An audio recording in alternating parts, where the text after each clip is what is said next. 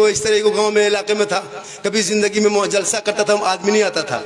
एगो बड़ा इश्तहार छाप दिया कि मुसलमानों एगो बांग्लादेश से गोंगा मौलाना आ रहा है, दुमका तशरीफ ला रहा है।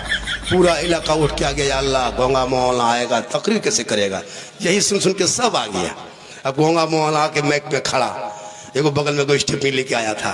अब सब लोग देखने के लिए खचाखच मजमा, अल्लाह गोंगा बोलेगा कैसे। तो गोंगा खड़ा हो गया, कहा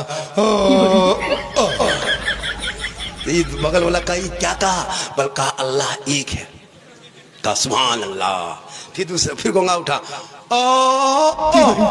बोली क्या कहा अल्लाह को सिर्फ मानने से नहीं होगा, साथ में रसूलुल्लाह को भी मानना होगा। अब तो सुनो, अब की गोंगा उठा, कहा की कल कोई टारी, ये क्या हुआ, बल्कि अल्लाह रसूल को नहीं मानेगा जहन्नम में जाए।